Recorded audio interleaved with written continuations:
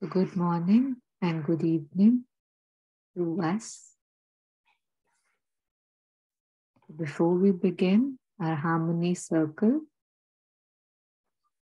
let's take a few moments to gather ourselves, to experience ourselves in the present moment, the only moment that is. So with the help of the chant, with the focus on our breath, let's give ourselves a few breaths, few conscious breaths in the present moment.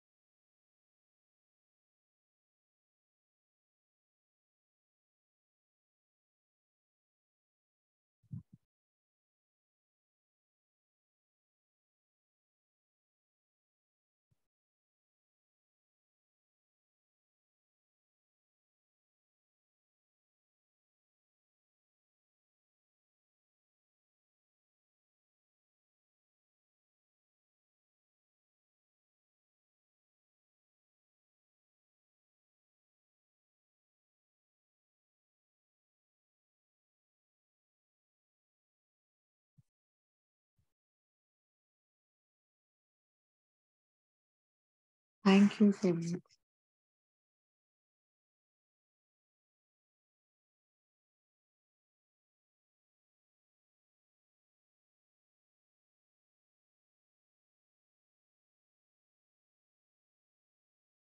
Yeah, it's such a beautiful chant. One doesn't feel like stopping it only.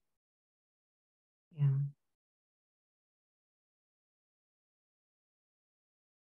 So we are continuing with the discussion of last week, discussion about new beginnings, which obviously involve letting go of the past.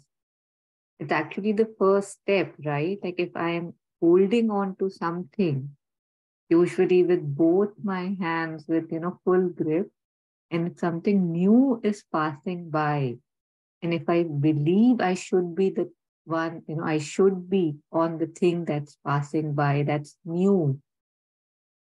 The prerequisite is I have to let go, right? I have to open before I cling to something new.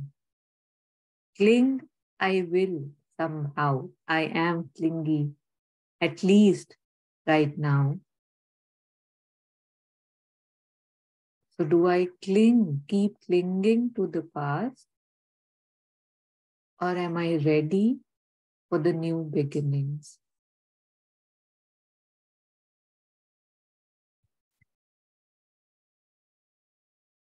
So just a recap, last time we had, and it's so nice. I think all of us were here. Maybe Jagan wasn't, I don't know. But Jagan, you were there last time, right? Yeah. So we had briefly yeah, you were there, of course. So we had briefly discussed, why is it so tough for us to let go of the past, to stick to the new, to convert the New Year resolutions we were talking about. So there were a lot of things that we came across, that we are conscious of, like the ego. It keeps making us stuck because somehow it takes pride that if I have been doing something for so long, that's me now. How do I not do it? That's what defines me. We feel we might not have a choice. We feel entangled. We feel if we let go, we'll hurt others. We discussed how that wasn't true. We like things to be predictable and in control. And a few more things. I mean, those were the things that I remember.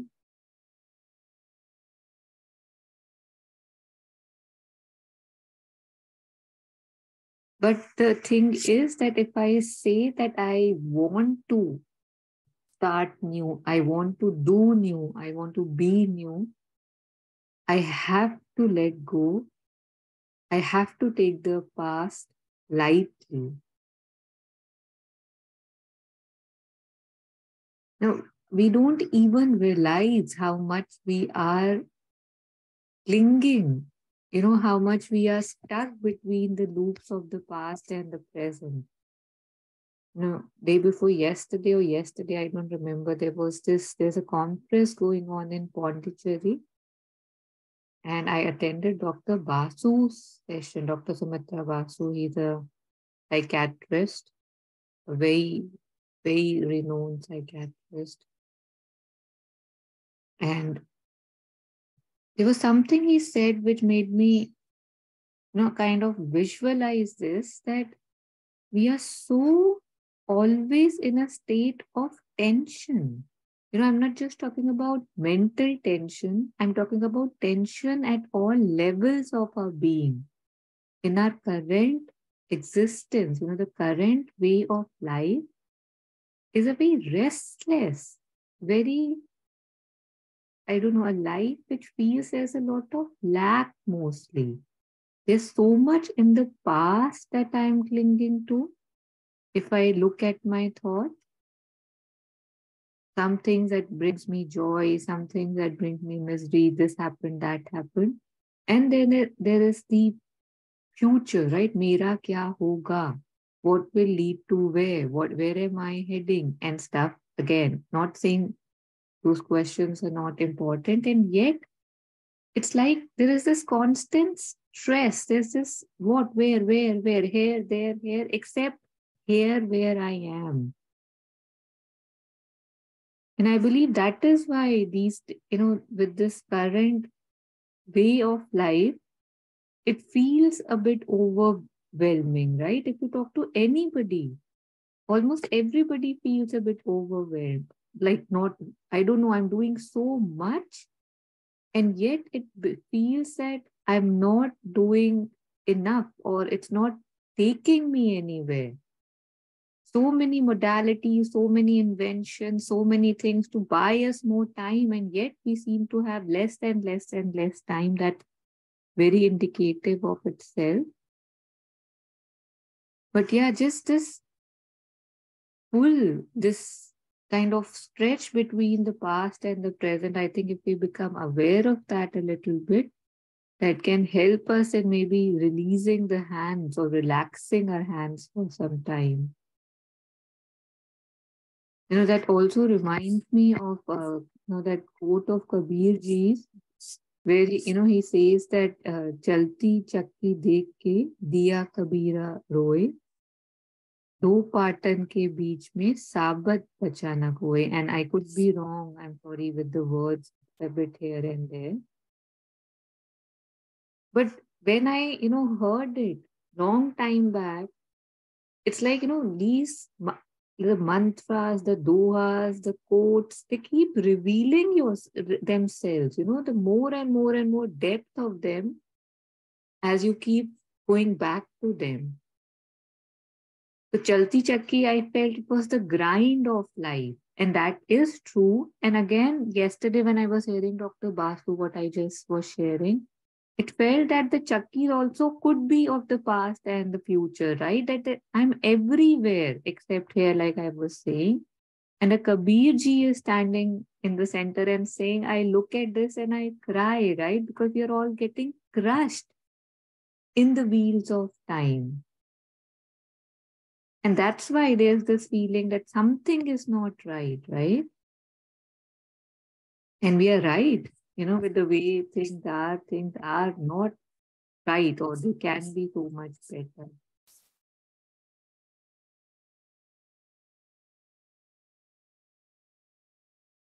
Yeah. I'll pause here, inviting any reflections from last week, anything new, any comments so far.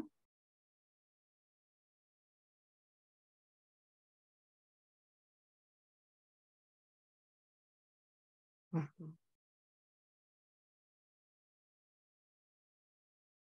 There was a sketch that one of my friends' friend did long time back, 5, 6 years back. I think I still can't forget it. It was a sketch of a person, of a girl who was carrying a lot of suitcases on her, on her head, in her hands, bags and all. And she was asking, how do I keep this down? And there was somebody else who was standing who was not holding on to anything. And the person was saying, just keep it down. And she was like, no, but how? How? It's like if we have been holding on to something for too long, sometimes, especially when it's our story, it becomes really tough that how do I shed my load? How do I let go? How do I keep my luggage, baggage down? And it was a very interesting sketch as to, especially, if we look at things from outside, from a second person's point of view, the answers are easy. You just keep them down. And yet, when it comes to me, the loads appear to be stuck onto me. If I'm letting go of an old pattern, it feels like I'm kind of almost, ripping off my skin sometimes. It's so hard and so painful.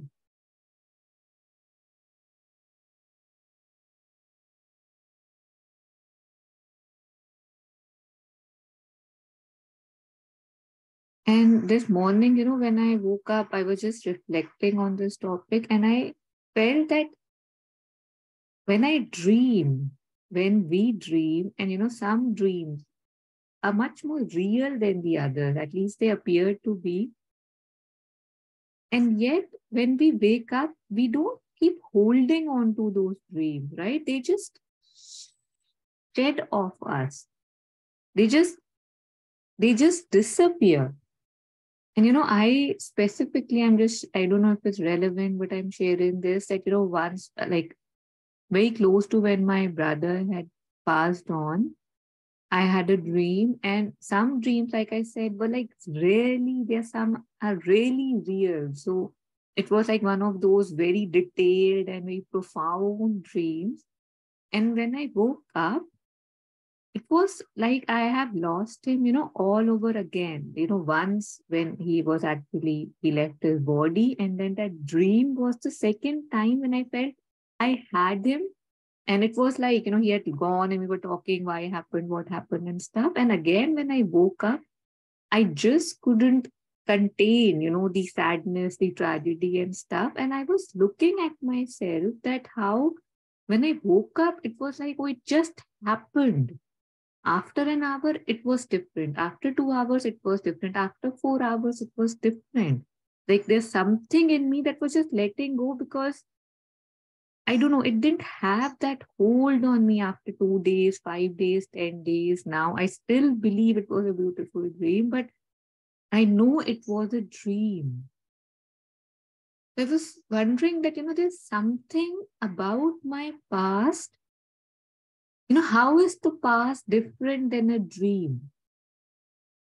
Like if I'm willing right now, if I can close my eyes and if I can recall a memory, right? Say, I don't know, maybe 2, 3, 5, 10 years back, a memory that I like, anything, or I don't like, one memory that's coming to me, if I can just look at it for 2 minutes.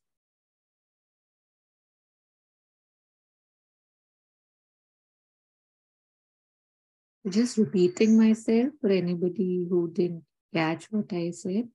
So, right now, I'm requesting us to close our eyes and just think of an old memory from my past.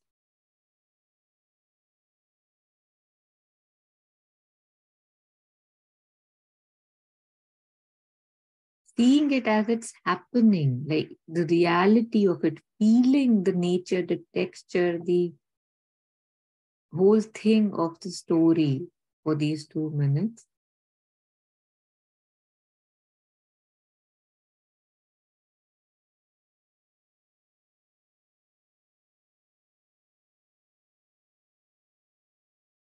And now think about a dream. I mean, not a dream as an aspirational dream, but in a dream that you might have had at night, if you can recall your dreams. I know some people can't, but any dream that we have had, that some dreams stick, right? So just remember, just try to feel that dream.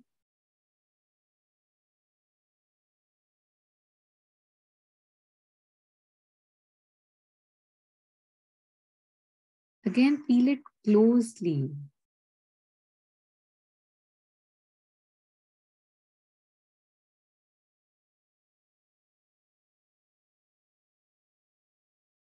Yes.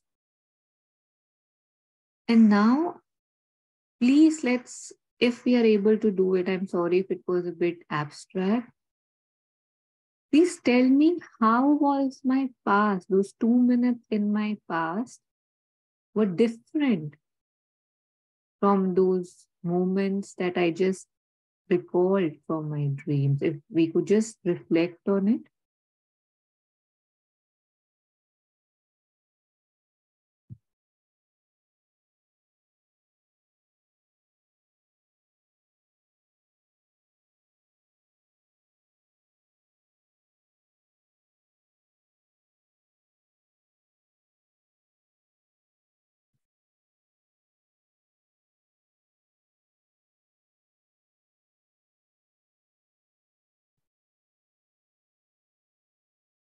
Yes, anybody, anything?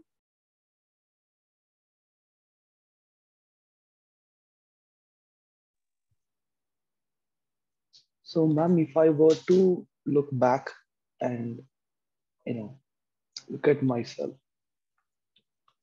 I find this less responsible person, you know, who is confused, um, has no idea what, what he's running behind. No motivation, nothing, and you know, um, you know, very insecure. And the scary thing is, he doesn't know what he's insecure about. Yeah, and you were asking about the dream, right? The dream was to me. It happened a few months ago. It was a really long dream. I think my 8 hours or 6 hours of it was a 6 hour dream. To be honest, it was of my mother. It was of my mother. She was with me here, and she was making tea in the morning. She makes really good tea. So I was waiting for the tea, and we just kept on talking. Like I would talk back when I was in my school, and I was telling her that after so many years, I'm still the same person. Especially in front of you. Maybe to the world I act mature, but this is what I am in front of you. And then I don't know. Somebody woke me up, or I just woke up, and then I was actually shocked. I know that my mom's not here with me. She's in India, but I was really shocked that that was only a dream. And I tried to sleep back, thinking, that dream will continue. And it didn't happen. But yeah, that was um, it was a dream.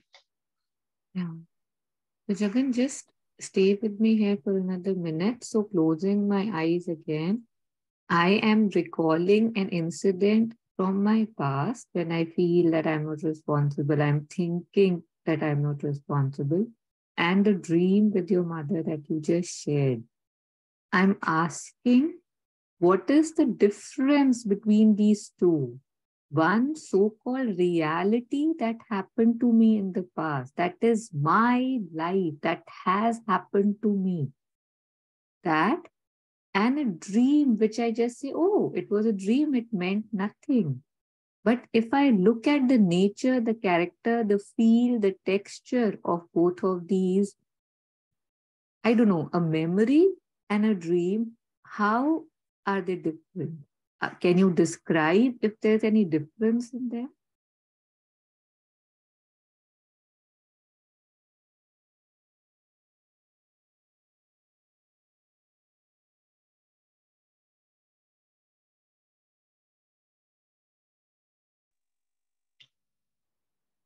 Ma'am, I'll give you an answer right now, but maybe I'll have a further understanding of this, or maybe I'll answer later as well. So right now, my answer is my memory is sort of my reality back in time. My dream is my my wish. Your memory is So a reality which doesn't yes, exist now, something that happened in the past, which you take as real, right? The dream happened to you, which was your wish, but it happened to you.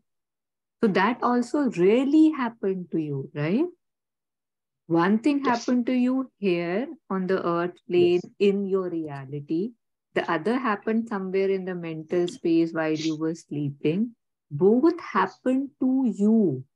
Why is a memory more real than a dream? I'm just trying to probe that question. Is it? Is it more?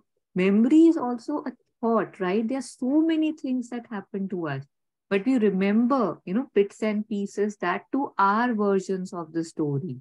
They may have nothing, no bearing to what was happening, what was the other person feeling, what was the truth. But I have my version of stories that I stick to. I keep going back to, I believe, I keep letting them define my present. And yet, a dream I am so easily able to let go because in my mind I know that didn't happen, right? That's not real. You said that's my reality. The dream also was your reality, right? While you were dreaming, it was real. So is it not just my thought that's making one thing more real than the other? And the one thing that I make more real, I'm not able to let go and I let it define me. But my dreams, I'm so easily able to shred, right? Oh, it was a dream. Oh, it was a dream. Sometimes I don't even have to make an effort. The body naturally, the mental thing naturally just forgets, right? So just talking about that dynamics, please tell me if this is going a bit weird. It meant something to me this morning when that happened. So I just wanted to oh, us to reflect on that. No, ma'am, this is absolutely a very different and very beautiful perspective. It's just that I'm still figuring out, how to put my answer, like how to construct my answer, because uh, I'll take some time and I'll let Yeah, you know. yeah. And there's no answer I'm looking for. You realize that, right? It's just Yes, yes, thinking that how do I put where, what? That depends on me, what I make real, what I don't make real.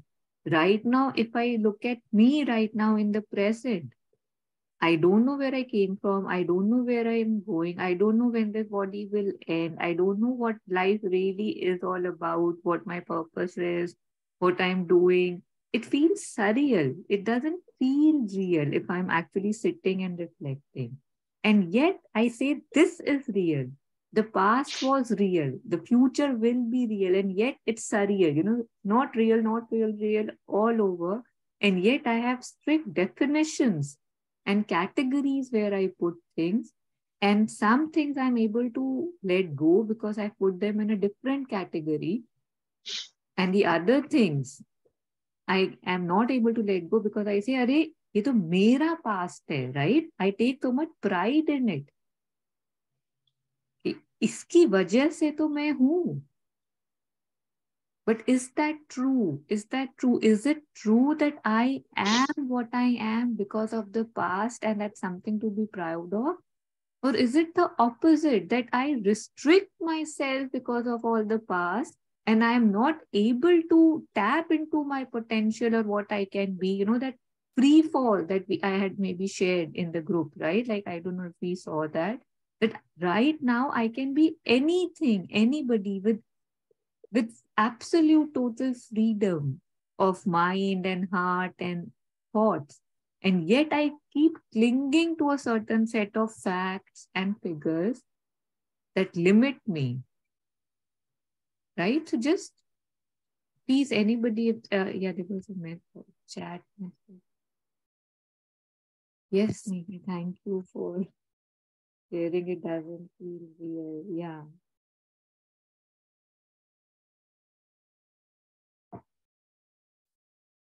Yeah, I'm calling names. I'll start with Sardaji. Sardaji, are you with us right now? Yeah, you'll have to unmute. Yeah. Please share what your experience was or if it's going See, on. for when you were, saying, to close your eyes and see the dream and, what happened, in the past. But for me, I felt this memories are very strong. So the dream I saw, it was, I just want to share my dream, which I had 1.5 months back, but that still stays with me. But my memories are more stronger than my dreams. See, in the dream, I'm somebody, I always, mentioning about, one of our family person, she will, she's not all right. She has some health issues and mental problems. But in that dream, I'm praying to the mother, and mother has given me some power. So whenever, some people are, see my face, they cannot misbehave. They will behave properly. If they have to take medicine, they will take medicine. They cannot do otherwise like that. I have got some power. So I'm very happy. I'm telling the mother, thank you, mother. Thank you, mother. I'm so happy. So hereafterwards, it is going to be easy for us to handle, my baby. So, she will listen to me. And, everybody, in my family, everybody, everyone are coming and telling me, hey, you go and in front of her, then only she will listen to you. So I'm very happy that finally mother gave me some boon to, somehow manage the situation. This was my dream. But as soon as I got up, I was so happy in the morning. I told everyone at home, maybe mother is going to give me that power. So we will, come out of our problems very soon. But, that, as you said, it was there for, 2 hours. So even now I'm feeling the dream, but impact me much. But my memories, are more stronger. I was, thinking about, some incident happened, somebody told me something. I couldn't bear, though I managed the situation, but still I wanted to get rid of that, that memory, but it is not going. Every day, at least If I once. was to tell you, I'm sorry, but if I were to tell you that Sardaji, that was like, let's talk about one of your memories, okay? Let me say that, but that was a dream. That didn't really happen. Yeah. I assure you that was a dream. What will you say?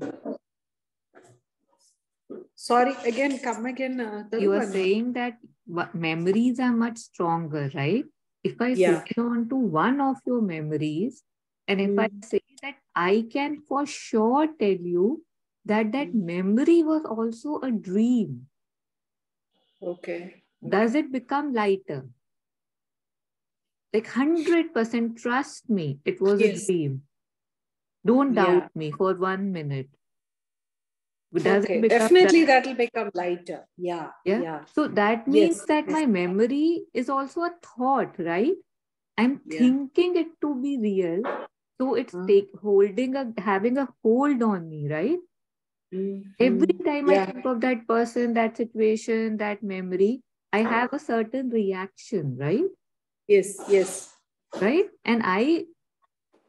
So it's just my thinking that's making it real, right? That is also true because, see how they say that once you shed your body, it's like changing clothes, right? As if nothing happened. And all my memories, these inconsequential memories, of course, they are psychic experiences that they say that, they get added on to us. Something that touched us really deeply, some experiences that we were able to do, some things that we were able to transcend that goes into the psychic account that gets carried. And all these memories, like today, if somebody was to fall and bang their head at a specific place, all the memories go, right? Amnesia, memory loss, one fall, 10 seconds, 50 years wiped off. So is it real or am I making it more real is my question. Like, I know it's a bit abstract, but Yeah. See, whenever I think about that, that person or the conversation which happened. So today I was thinking, aren't you feel bored of this, thinking about the same thing? It is okay. Let it go. Then I was, introspecting myself. I got the answer. My ego wants to chew it again and again, again and again. So today evening was that, that jnana for me. I felt very ashamed of myself. What is this? How many times? See, you spend almost, every evening with, all these classes, satsang. And what is the use of, again and again, this person told me this person hurt me and I didn't feel good. What is this? It's not, there is no, if we are going to think like that, then here afterwards, don't start, don't go to any classes. There is no use of anything. So I understood that my ego wants to cling to which is not very happy, to some unpleasant moment very easily. It is not able to cling to some good things. See, we share so many things in the class, the sessions. You can, for example, concentrate on your breathing. See, the other day, some person said, before the phone rings, just step back for a second, then you pick up the phone. All this is okay. But, practically, how many times, maybe if I do 10 times of that, phone thing, I will do 50 times of this old memory. So today I got the jnana that my ego wants to cling to the incident. So let me come out of that. So I was, telling, so I'm sorry. Perfect. And I this is exactly what, perfect. Thank you for sharing. Yeah. Yeah. It's not that it has more bearing on me in reality, more bearing than a dream that I might have had. But just because something in me clings to it because it's getting some rust. There's something called dukh rust. Are we aware of it, right? That it's very juicy. This happened to me, me, my victim identity gets so, I don't know, overdosed with the dukh that happened to me.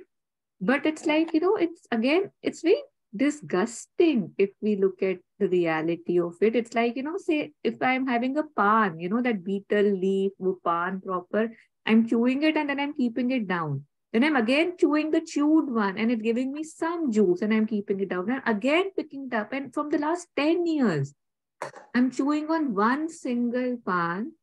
That's what I'm doing. And yet if somebody keeps a pan, I chew it and I keep it and somebody says, chew it again. I be like, have you lost your mind? How disgusting are you? Right?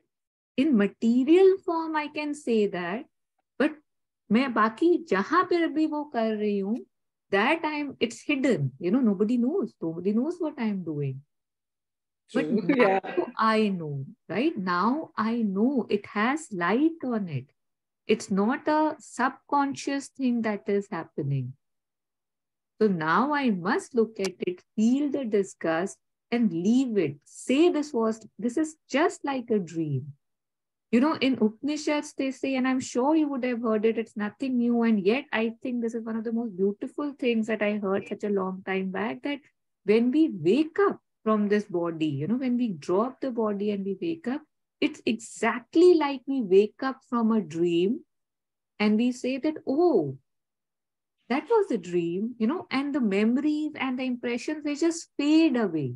That's how they say that when the soul wakes up, how different beings, not saying soul as such, soul with definitions, but when the being drops the body and he's ready, that's exactly what they say, that you say, oh, it was just this lifetime. It meant nothing. Okay, moving on. So at that time, it will take us a few moments, maybe an hour, to drop this whole burden of this life, right? My memories, my impressions, my relations, my responsibilities, my duties. And today, can I not even let go of one or two things which are holding me back, which I'm chewing on? I mean, I think we can, But if we want to, right, like that want is not there because we don't even realize we are doing it. But that's what we are doing, and we do have the capacity, the courage, the empowerment to now stop chewing on that 10-year, 5-year, 2-year-old thing that we're chewing on to and get, how when we know, I remember when I came to know that how a dog, when he chews the bone, it's his own blood that he feels in his mouth and he feels, ki, wow, there's a flavor. So am I not that dog chewing so many bones, right? Like feeling the flavor, but it's my own blood that I am chewing, feeling in my mouth, which I'm relishing as a flavor. So it feels that I can do better than that, right? Like I must be able to, and pray that I must be able to, not, I don't know, enjoy in my own blood, not realizing that what I'm doing. The dog doesn't realize what's happening, right? But I realize, so I can choose to do better. Thank you, Sharda ji, for sharing. So, Sorry, I didn't understand Thank that. you. The yes, thing about the dog you mentioned. I'm sorry. I mean, I didn't get that. What did you say exactly? okay, I could be wrong, Cyrus, but what I've heard is that, how dogs love bones, they kind of chew on them and this whatever, chew, Right. suck, whatever. So they say that when the dog is chewing on the bones, it's actually his own bleeding, because the bones are quite hard. He's actually Right. gets some blood from his own mouth, which he feels is the flavor of the bone. Okay. Very interesting. I've never, maybe, I mean, Yeah, you can could be. Google it. I could be Yeah. wrong, but that's what I had read a long time back, and Okay. not in a funny journal. Like I had read it in an authentic place, and yet it could be wrong. So No, that's that's why fine. I it just was keeps, not clear. That's why I thought I'll yeah. ask you. Yeah. Thanks. Yeah. So Cyrus, you have unmuted. You please share now. I have you. Yeah, I mean, to be honest, I was little lost when you said about the memories, because there were too many of them, yeah, floating, positive, negative, and I got little lost there, that what to choose, because there are so many. But as far as the dream went, similar to what Jagannath said, actually, of course, I have lost my mom. But, a few days back when it happened, that it was very realistic that she was with me and, she said, let's call your friends over, So it was like, it was really sad because when I got up, I was like, a little bit of shock that, oh, like, and yeah, so that's how it was. And like, it was very realistic, because I said, wow, and now I can, introduce few more friends to her, and then it just passed on, so that's what I wanted to share. But so I got stuck with that, actually, with that thought, dream, and then that memory thing I could not really focus on, to be honest. Yeah. So right now, if you could choose just one, matlab itni sari hai, which we all know, right? We all have a lot of memory. But if you were just to choose, say one evening that you remember that you actually spent with your mom, right? Like this thing when it actually happened, and this dream. Right. What is the difference was the question. Just self-reflection. You don't even have to share right now if you don't want to.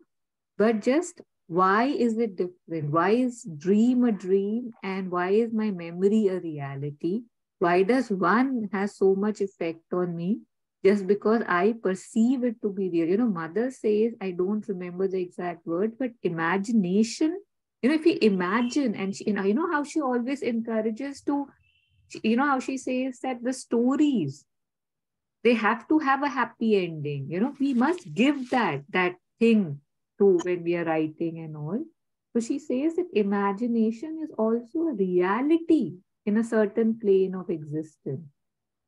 It's as true as anything else that can be, just the planes vary. So whatever I am choosing to be real is real for me. Whatever I am classifying as a dream is a dream for me. For some people, the dreams could be more real than reality, especially when you have lost people. There is something, right, that happens that when you see those, there are certain dreams which are just very real, while there's other dreams, again, maybe with the same people, which just appear to be just memories and impressions.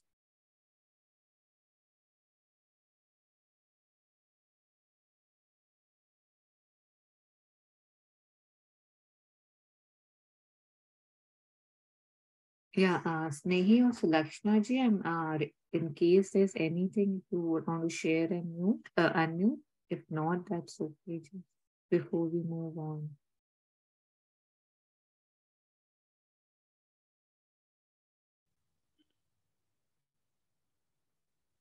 Okay.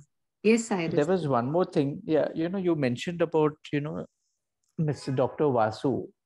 You said, yeah. So you did mention, he said that there's so much stress, tension, things like that. So did he have any pointers to give, or you felt that, he said a few things that we could all use, in the modern scenario? Yeah. So Cyrus, he didn't exactly say what I said. That's what I understood. But what he was basically saying was that, and I won't be able to say it nicely, that say, think about myself, say in a little bit back, saying that if I'm, say, living in a cave, right? The threat is that the lion is there to attack me and I have to run from the lion to save myself. Something of that effect. And I have those responses in my body, right? That suddenly, if I'm running from somebody who's about to pounce on me to eat me, how with that thrill, suddenly I have this energy to run faster. My pupils are dilated so that I can see better in the dark. And how the heart rises so that it can pump more blood. The whole body is there to help me run away from that animal who's about to pounce on me. And as soon as the animal goes away, if I'm able to escape, I'm able to evade him, the body comes back to the rest, right? Then again, the body is fine and everything is fine. The breathing is better. The heart rate is normal. The threat has been evaded. But what he was saying was that now, when there is no lion, but when there are so many stresses of everyday life, relationships, jobs, ye karna hai, wo karna hai. So he said the body is always responding as if it's in a stress. And it doesn't get that relief that, okay, now it's over. It's not coming after me anymore. So he had said it much more beautifully, and I don't recall what example he had given for me. It was pretty early morning, and I was just half there, half not. I'll again listen to that session. But that was the thing, that how there's no relaxation because the way I'm taking things, how I'm always making things bigger than they are. I hope that gives more. Yeah, that makes sense. Thank you.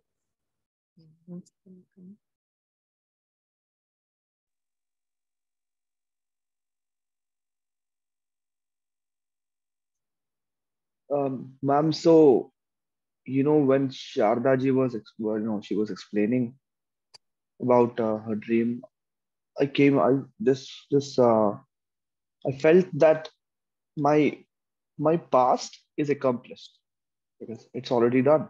I've gone through that phase, and it for my ego to live in the past is a comfort zone. But a dream is something, not just about this dream, but I had other dreams, like I was racing a supercar and all these things. That is not my comfort zone. So my ego makes me live in my past because it makes me feel better right now. Because okay, I used to be like that, but now I'm not. Maybe I'm a little less like that. So I'm happy.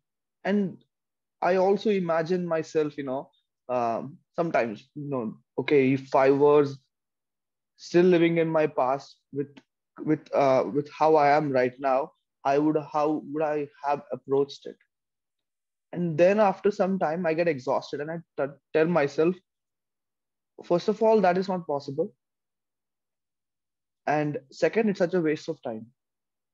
Like, if I'm really capable, then why am I not doing something better with that capability rather than going back in the past to face the same situation? Like, why am I supposed to do that? So I think that is why it was hard for me when you told me to, you know, when you asked me this question, like, why are dreams, why we forget dreams easily, but why we remember the past so clearly? It's because I think, yeah, it's like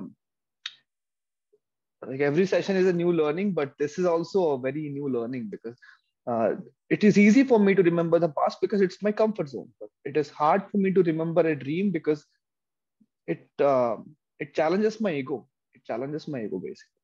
So yeah, just wanted to share that. Thank you. For some, remembering the past is comfort zone, like you suggested. For others, remembering the past could be, poking on a tragedy that happened. For the third person, it could be something that helped them take a stand.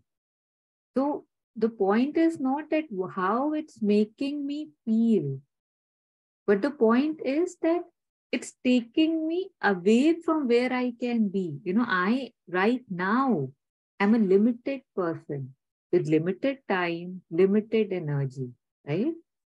I have two hands.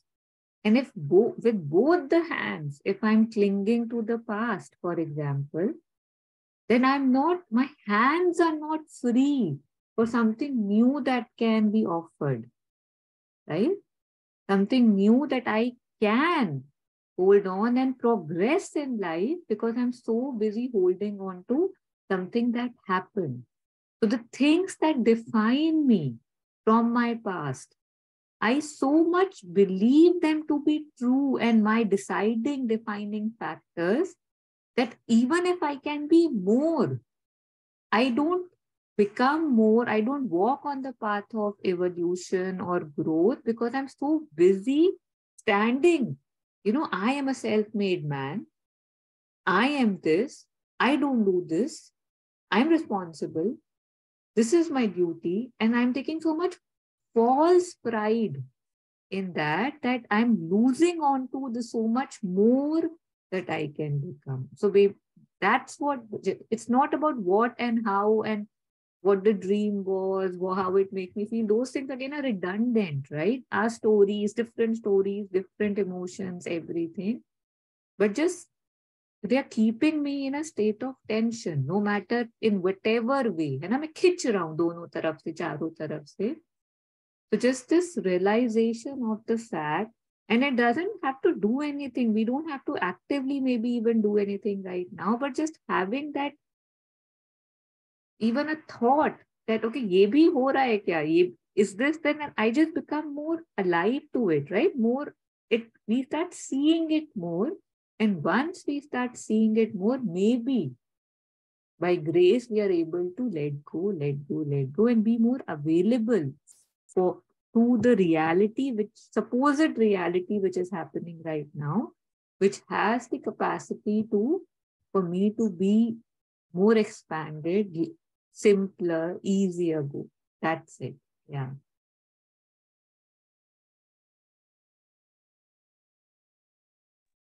I think sorry, is somebody else saying something? No, it was just me. You please go ahead. I didn't realize you unmuted. My apologies. Okay.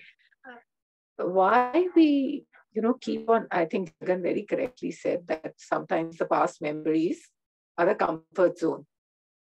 But I think we keep giving energy, to the past memories. We want to hold on to them, like you very correctly said, kuch ras aata hai unme. And maybe letting go is not very easy at times. But if we could just say that let it be, instead of saying let it go, if we could just let it be, hai to hai, tha, it's not anymore. Just like a dream, when we are dreaming and when we get up, we realize it was a dream. but we are not able to accept or realize the truth that our sages and saints have been trying to tell us, that everything is a dream. Life itself is a dream. So we think of whatever's happened or whatever's happening as a reality. But actually, neither was that a reality and neither is this a reality. What is I mean, we are the witnesses. I'm witnessing something, and I witnessed it at that time, and I'm witnessing it now. That's just it. It's the my consciousness, whatever, not my consciousness. It's the consciousness which is witnessing everything as a dream. And I really would never forget a song which we used to sing as children. And I'm sure maybe you know it, your little one knows it. You know, row, row, row your boat merrily down the stream. Gently, gently, gently, gently, life is but a dream. And I've never forgotten it. And it becomes more and more true to me every time when I contemplate this and when I think about it, that whatever is happening, it's not me. It's not happening to me. It's just happening. And it'll pass away. So whatever passes away is a dream. Right? It's not a reality. And it reminds me of Raja Janak's story, King Janak, when he went to sleep once with a full stomach. And he had a dream that he had lost his kingdom and he, lost everything and he became a beggar. And he was going around begging for food. And he got some food from an old lady who said, please cook your food. I can give you rice and dal. So he cooks it and a dog snatches it. And he wakes up saying, I'm so hungry. And then when he wakes up, he realizes he's not hungry at all. He's got a full stomach. His people are all around. And that really sets him thinking. And actually, it's Ashtavakra who gives him the answer finally, that neither was that real and neither is this real. You are just watching it. You're just witnessing whatever is happening. Everything is a dream. I'm sorry if I got carried away, but this is the way I see it. No, I am happy that we get carried away. It's not carried away. It's just, this is exactly what I had been wanting to share. And thank you for sharing, Raja Janak's story. That's very relevant to the discussion right now. So he basically, invites all the sages that, tell me what was real. Was that person who was begging on the street crying for the broken bowl of his food real? Or is this real? And nobody could answer. And then Ashtavakra came and said that Raja, neither that nor this are real. But yet, when I look at my life, I make some things bigger than they are. Some things I'm able to let go. Some things I don't even remember happened. That is also the truth. And then I just pick up a few things. I define myself subconsciously, unconsciously because of them. And now I sit on them that this is me, this is me. And believing I'll be nothing if not for the experiences that shaped me. But again and again, that example of a ladder keeps coming to me, that the role of the ladder is to bring me, take me somewhere. I cannot keep holding on to the ladder. The role of my past was to bring me to this point. If there's a learning I must learn and become, go higher, step up higher. But what I do is I saying, अब इसने मुझे इतना दिया है, मैं इसको कैसे छोड़ दूं? ये तो मेरा past है, मेरा. That's all I have. And yet that's not true. That's not true. It just is stopping me from so much more that I can be.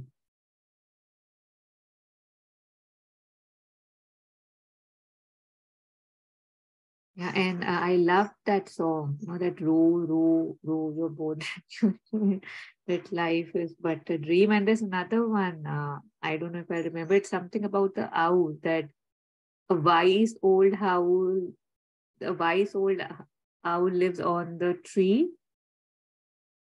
He he I don't know, forgets what he has seen or whatever he sees. So why don't we all be like that wise old owl? Oh, it's so appropriate for today's discussion.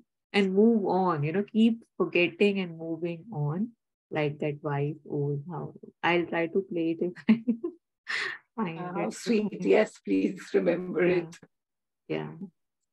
Oh, But I think we don't move on because we want to hang on to it. yeah. And that's because we think of, okay, not even we, me. I think of myself as me. If I would just realize, like Ramana Maharishi's self-inquiry, who am I?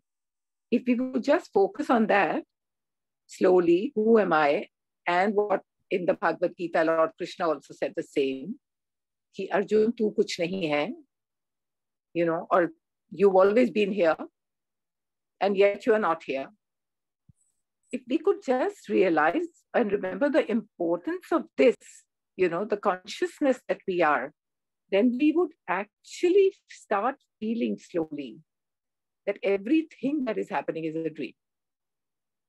Everything is just fleeting away. Nothing is here to stay.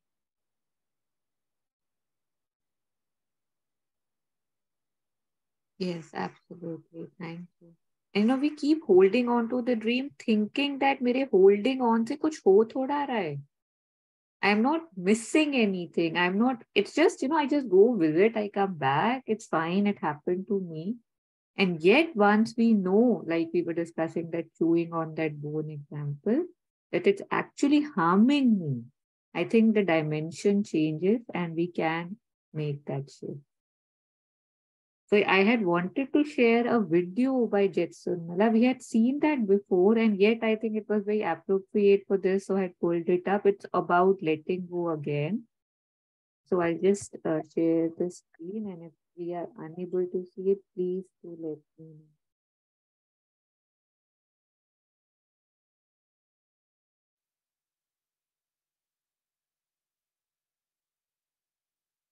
Please let me know if you can hear the sound. We are not our memories. Yes, We are not. I mean, memory is just a thought. It's not a thing. Right? Do you understand? You see, normally when we think me, then immediately there's this parcel of identifications. I am female. I am male. I am Australian, American, European, Tibetan, Indian, Nepali. I am an intelligent person. I've always been really stupid. I had a wonderful childhood. I had a terrible childhood. I'm always quite a confident, easygoing sort of person. I'm a tortured, difficult, miserable sort of person. Doesn't matter what our identification is. It's still that we are clinging to something which is very temporary. It's like if you're an actor. I mean, this is a little bit Hindu idea, but still, it has some validity. If you're an actor and you're playing a part, and so you're playing you're playing some Shakespearean tragedy or some comedy, and while you're the actor, to be a good actor, you have to identify with the character to play the part as well as you can. So you're playing the part and really putting yourself into it, really trying to understand the character, really getting into the role. But a wise actor, when he comes off the stage, understands that was just a role. It's not who he really is. In a minute we're going to there's a question about Tantra, and this will come up again, this whole question of false identification, because this causes us so much trouble. Because we cling so hard, even to things which hurt us. God, I mean, we are all here, we are all intelligent, we have all received a good education, we are all pretty healthy, we all have enough money to feed ourselves, to clothe ourselves, we have some homes, we have everything that people, beggars in Bihar, would die for. And yet we're still bloody miserable. Why? Because our mind will not allow us to be happy. We make ourselves unhappy. Nobody is standing there saying, I'm going to make you miserable now. And yet still, because our minds are so uncontrolled, although we want so desperately to be happy, we do nothing but make ourselves miserable. And when we make ourselves miserable, we make everybody else miserable. We don't wake up in the morning saying, oh, I want to have a really horrible day today and make everybody else gloomy too. But still, you know, we wake up thinking, oh, if only I could be joyful today. So then why can't we? Because we cling. We cling, cling, cling. As I said last week, if there's one message in Buddhism, it's let go. Just let go. But we hold. Because of this fear, this sense of insecurity that if I let go of who I am, a miserable person with an unhappy childhood who had all these traumatic occurrences, I would be a non-person. I wouldn't be me anymore. And each one of us does this. To a greater or a lesser extent, we just cling, even to the things which make us miserable. We really are very stupid. We think we're intelligent, but we are so dumb. Because all we have to do is let go. Nobody's making us miserable. We are making ourselves miserable.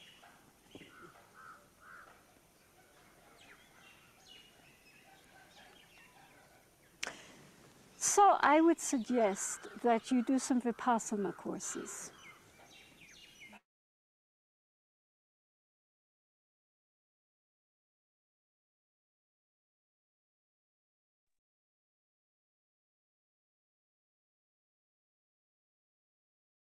We have seen that video before, and yet because it was about letting go, I wanted to share it again. And we have to listen and re-listen and re-listen and re-listen to a lot of things, because again, the thickness that I have in my so-called intelligent brain, it doesn't let a lot pass. And it's really painful when I see people laughing in some of our talks, you know. Those things are not really laughing things. Those are actually, one can break down that really, am I that stupid? And I am that stupid. I am. There is no if and but about it. And yet, because I cannot grasp the situation fully, I'm sitting in front of her and I'm laughing at the tragedy that she's telling me that I'm doing to myself. And I laugh. That's my state. But I'm sorry, not to say, not pointing fingers, because I am that person sitting in front of her, laughing at what I'm doing. But I guess it's not about laughing, it's not about crying, it's about realizing what I'm doing. You know, she said, it's amazing how she said that again, you know, my memory is a thought. The past is a thought. I make it what I want to make it. I give it any shape and then I sit on it and stuff. You know, a lot of times it has happened to me that I've confronted somebody, you know, especially my partner, that, you know, you did this, da, da, da, da, da. And he's like, you know, I don't remember firstly, and no, I was never in that space. So what I grasp is me grasping from anything and making it real most of the time. If I can say all the time, but it won't sound right to most of us. I'll say most of the time. And this thing about I am making myself miserable. I am not, letting go of that weight, the baggage that I'm carrying. It's a fact.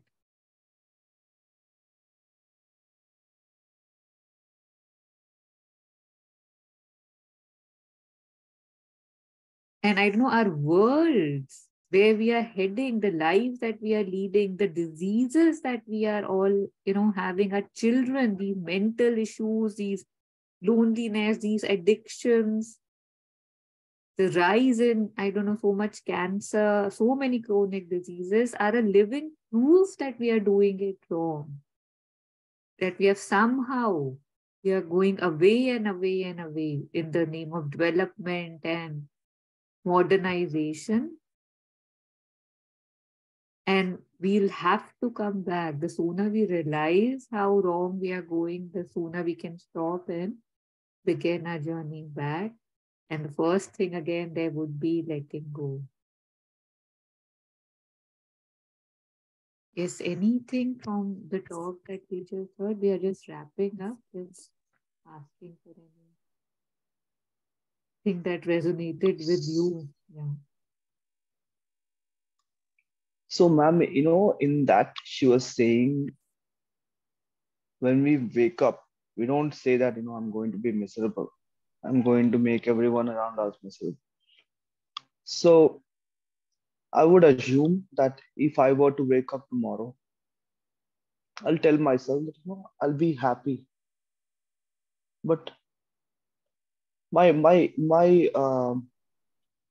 organic way of being happy is, my natural way of being happy is, let's say tomorrow I'm going on a trip, or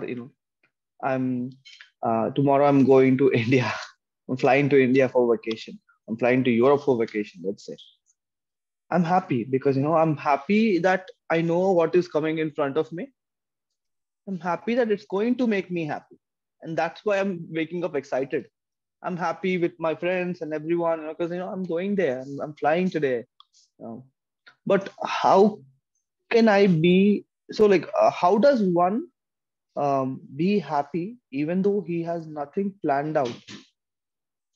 When he or she wakes up, if I were to wake up tomorrow, I don't know what is going to happen tomorrow.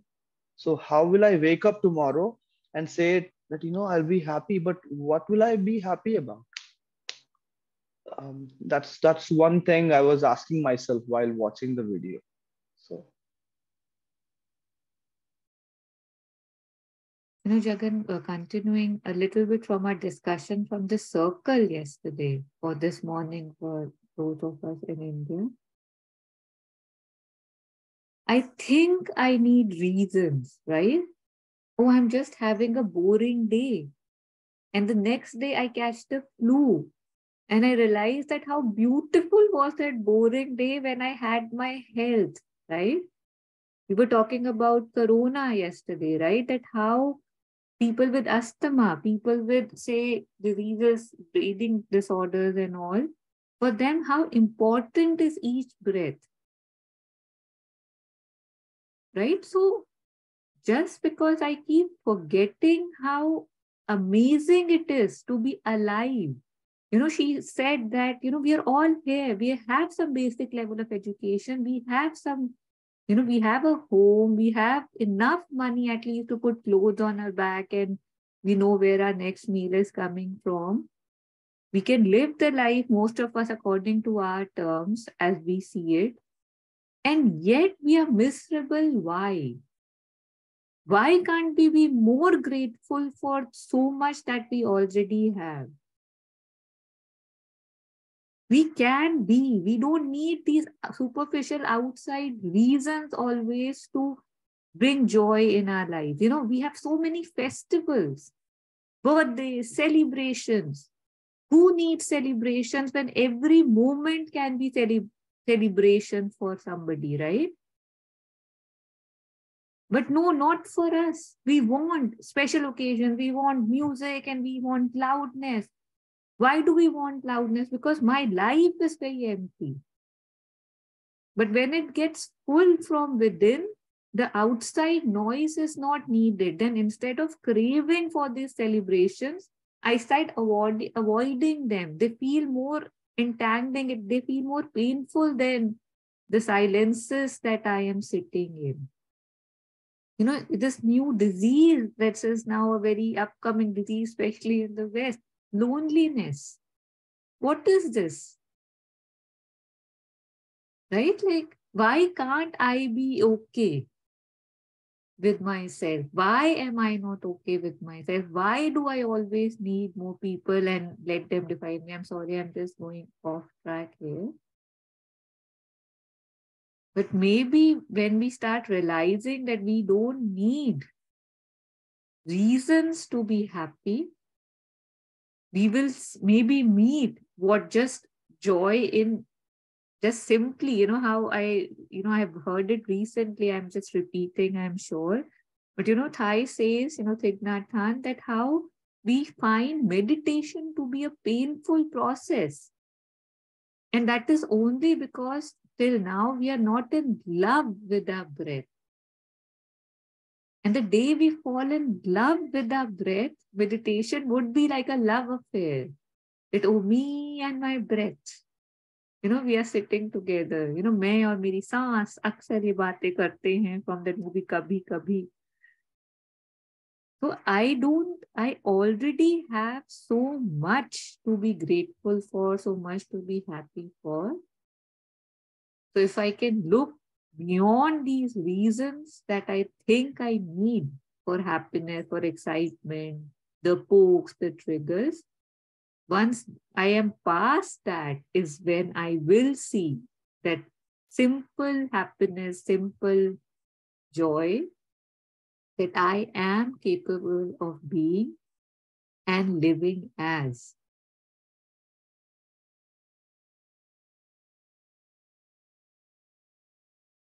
And actually, I am looking for reasons. That's why I keep, you know, instead of being happy, I keep being miserable, like she was saying. And I don't have to be, and yet I am. Yeah. Jagan, does that make more sense? I don't know if you have any. Yes, absolutely.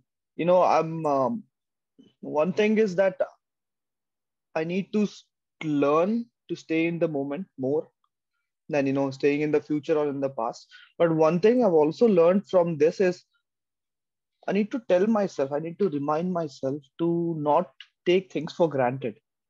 Because, you know, like you said, you know, someone having asthma, to them, just breathing is life. For me, I'm breathing, I'm talking, I'm breathing, that's happening in the background. I'm not putting any effort. So I need to remind myself every single moment that, you know, this, it's not go, you know, it's like you said, like you sometimes say, it's not as easy as it's done.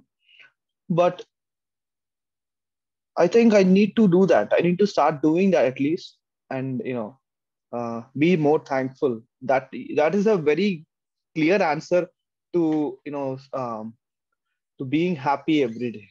Yeah. Yeah. And it's a Thank you. fact of our existence. It's not hokey pokey. I'm not just making things up, right? Something in me goes wrong. It could be cold, cough, earache, toothache. I don't know, some major chronic ailment when I get. You know, then it feels that, oh my God, I had so much and I was still miserable. Now I have so much to be grateful for. You know, if you lose people, like if somebody lost his partner, and now she's like that, how can you be unhappy? You still have a full family. Look at me. But no, I find other things to be miserable. You know, I had my buaji, my father's sister. She wasn't very well to do financially, and yet she was one of the most content and happy people I had known. And she used to say that, you know, you say I don't have much, but I don't know kitne karodon ki shareer hai mera. When one thing goes wrong, then we realize that this is worth millions. But do I feel it's worth bloody anything? I just feel entitled. Everything that I have, parents, house, money, job, brain, body, I see that ये तो है ही, but वो नहीं है, वो देखो वो वाला नहीं है, वो वाली गाड़ी बड़ी अच्छी है जो मेरे पास नहीं है. जो 50,001 चीजें हैं उन पे तो मैं खड़ा हूं. I am the boss. Yeah, again, weird we are.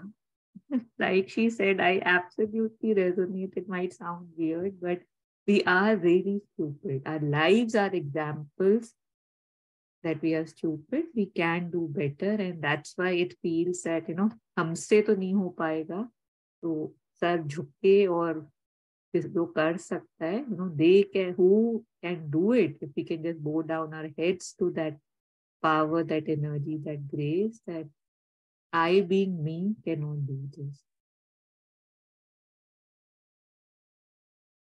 So we'll close the session here. I have that Nursi Rayam. It's a 1 minute. I'll play that. Before I do that, any last comments? Anything from anybody on what we were just discussing or the video?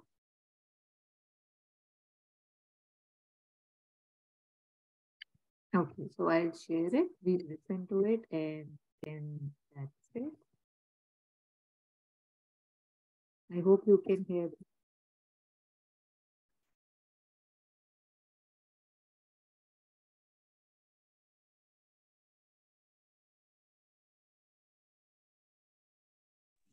Tarun, The not audio is No sound. Sound was not there. Now? eFlash apps. Is it there now? Yeah. Yes, we can. Okay, so sorry. I don't know why my face was.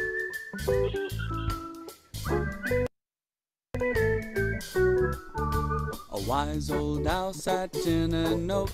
The more he heard, the less he spoke. The less he spoke, the more he heard. Why aren't we all like that wise old bird?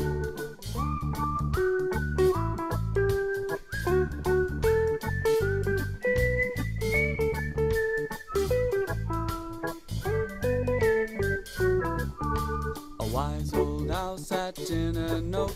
The more he heard, the less he spoke. The less he spoke, the more he heard. Why aren't we all like that wise old bird? Yeah, I remember the wordings quite differently. I apologize, but yeah, I still like it. So thank you for joining in. Hope we have a beautiful weekend. And thank you. So just Thank you. Thanks so a lot. much. It was a very nice session. Thank you. Thanks a lot.